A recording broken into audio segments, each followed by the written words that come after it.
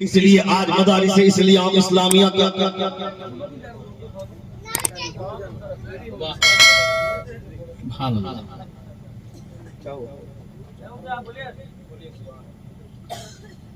اقرأ بسم ربک الذی خلق. Read with the name of your sustainer who created the human being from the blood clot. پڑھو اپنے رب کے نام سے جس نے خون کے لوتنے سے تمہیں پیدا فرمایا. اپنے بچوں کو پڑھانا چاہیے, اپنی نسلوں کو سنوارنا چاہیے. جس گود میں انبیاء کی پرورش لی وہ گود آج سونی رہ گئی. جس گود میں اولیاء اقطاب جیسے بزرگان دین کھیلے وہ گود آج سونی رہ گئی. اس لیے آج مدارس اسلامیہ کا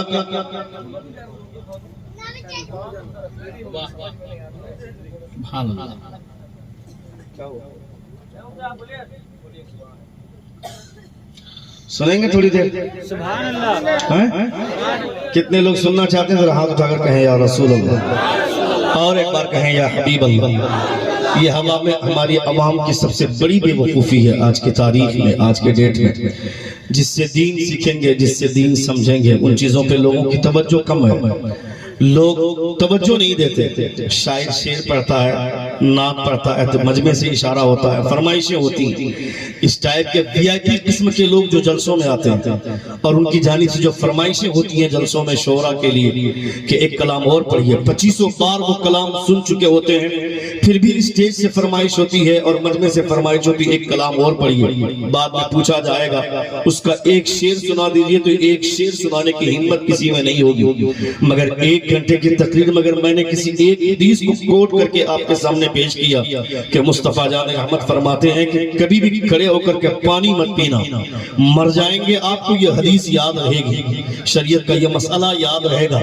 یعنی ایک گھنٹے کی تقریر میں اگر 15-20 حدیثیں پیش کی گئی تو وہ ساری باتیں آپ جب تک زندہ رہیں گے آپ کو یاد رہیں گی اور آپ انہی چیزوں سے محروم ہو جاتے ہیں. وہی چیزیں آپ نہیں سننا چاہتے ہیں. نہیں سننے کی وجہ سے آج ہمارے اندر علم کا شوق ختم ہو گیا, علم کا ذوق ختم ہو گیا.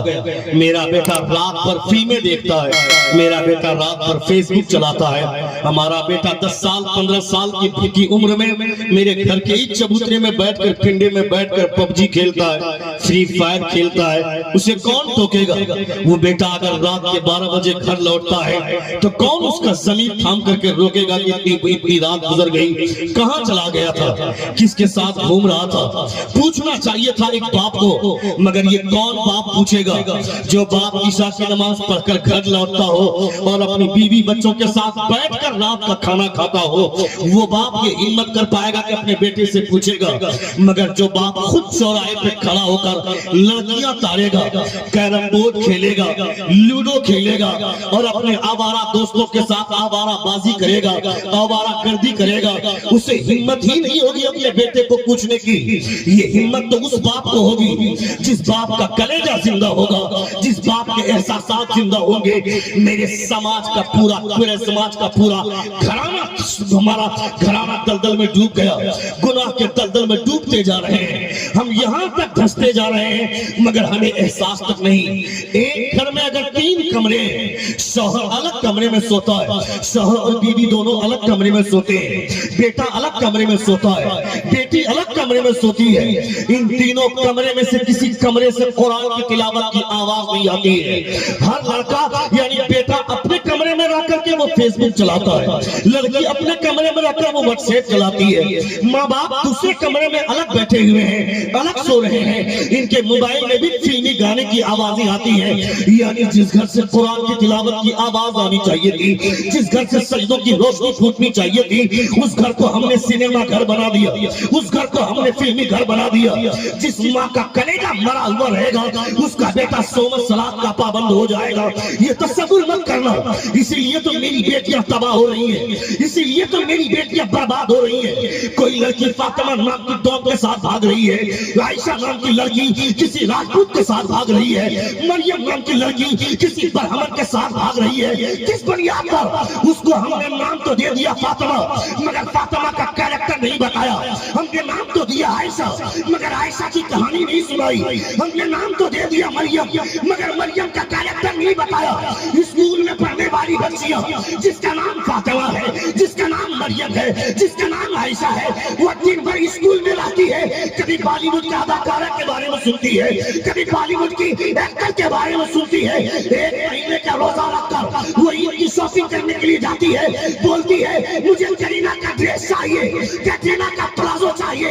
اس بے وقوف لڑکی کو سمجھا تم کو تو یہ کہنا چاہیے تھا میرے ابا حضور میں نے ایک مہینے کا روزہ رکھا ہے، یہ روزہ برباد نہیں کرنا چاہتی. مجھے کرینا کا پلازو نہیں، مجھے وہ لباس دیجیے جو لباس نبی کی بیٹی فاطمہ پہنا کرتی. نعرہ تکبیر، نعرہ رسالت، واہ واہ سبحان اللہ، بہت اچھے، سبحان اللہ، یا رسول اللہ، زندہ باد، زندہ باد. اے بابو، اے کیمرہ والا، تم کو جانا ہے جلدی تم جاؤ یہاں سے.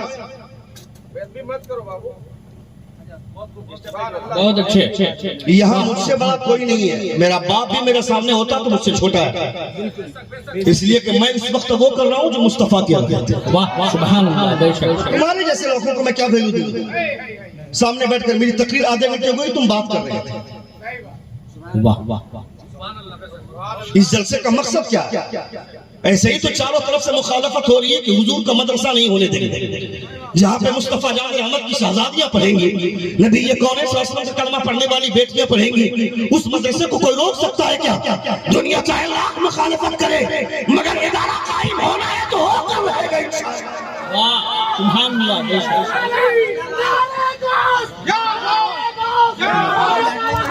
زندہ باد.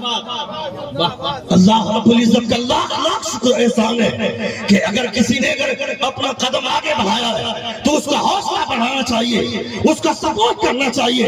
کوئی چاہے وقت کا علامہ ہو، چاہے وقت کا فہامہ ہو، چاہے وقت کا مفکر زماں ہو، چاہے وقت کا کوئی مدبر ہو، مگر حضور کے مدرسے کے خلاف ہوگا تو میں اسے اپنے جوتوں کی نوک پر رکھتا ہوں. جو مدرسے کو سپورٹ کرے گا میں اس کو گلے سے لگاتا ہوں. یا رسول اللہ، تعلیم کانفرنس زندہ باد، علامہ مفتی شہاب الدین ثقافی زندہ باد. واہ واہ واہ، بہت خوب، بہت اچھے. واہ سبحان اللہ.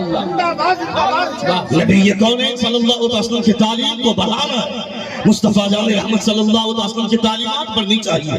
مصطفیٰ جان رحمت صلی اللہ علیہ وسلم کے پیغام بڑھنے چاہیے. احساس نہیں ہے، افسوس نہیں ہے، میری بیٹیاں آوارہ ہو رہی ہیں، میری بیٹیاں بے پردہ ہو رہی ہیں.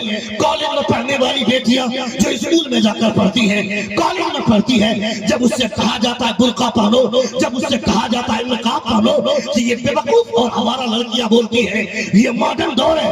ماڈرن دور میں نقاب پہننے کی ضرورت نہیں ہے. یہ نقاب پہننے کا دور یہ پرانے خیالات کی عورتوں کا دور تھا، وہ نقاب پہنتی تھی. اب یہ ماڈرن دور ہے، ماڈرن کلچر ہے. اسے بتا کہ الہ آباد یونیورسٹی سے گریجویشن کمپلیٹ کرنے والی ایک لیڈی بولتی ہے کہ I have completed my graduation from the University of Allahabad. I am aware of the modernization of the women, but I am not forget my custom, my culture, my system, my tradition, and my values. And most of all, I never ever forget that I am Indian Muslim woman.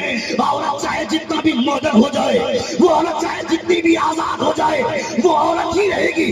وہ کسی اور مرد کو بیاہ کر نہیں لائے گا، اسے بھی کوئی نہ کوئی مرد بیاہ کر لے کر جائے گا. وہ کسی کا دلہا نہیں بن سکتی ہے، وہ بھی کسی نہ کسی کی دلہن بنے گی. دنیا والے آزادی کے نام پر، ماڈرنٹی کے نام پر اسے خواہشات نفسانی مٹانے کا ذریعہ تو سمجھ سکتے ہیں، اپنی لذت کا سامان تو سمجھ سکتے ہیں، مگر عزت آج بھی اسی عورت کی ہوتی ہے جن کی آنکھوں میں حیا ہوتی ہے، جن کے اندر لاج ہوتی ہے، جن کے اندر شرم ہوتی ہے، جن کے اندر غیرت ہوتی ہے. اور حیاداری کا مکمل نمونہ دیکھنا ہے تو کسی اور کو مت دیکھو، مصطفیٰ کی بیٹی فاطمہ کے کیریکٹر کو دیکھ.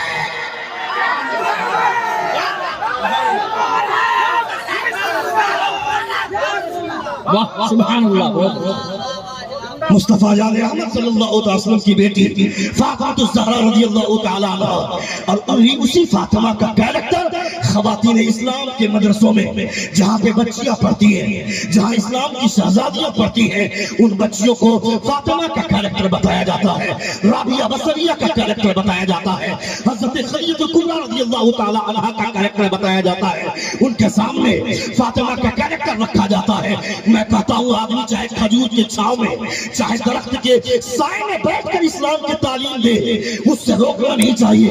ये एहसास करना चाहिए कि मैं चाहे जहाँ भी हो, आदमी चाहे दरख्त के साए में बैठकर ही इस्लाम की तालीम क्यों नहीं दे रहा है, मुस्तफा का कैरेक्टर क्यों नहीं बता रहा है, उसे बताना चाहिए।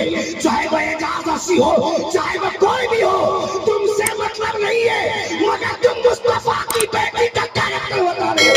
मेरे लिए इससे बढ़कर कुछ भी नहीं है। सुभान अल्लाह। सुन रहे हैं आप? सुन रहे हैं? कितने लोग सुन रहे? जरा हाथ उठाकर कहे या रसूल अल्लाह, और एक बार कहे जोर से या हबीब अल्लाह।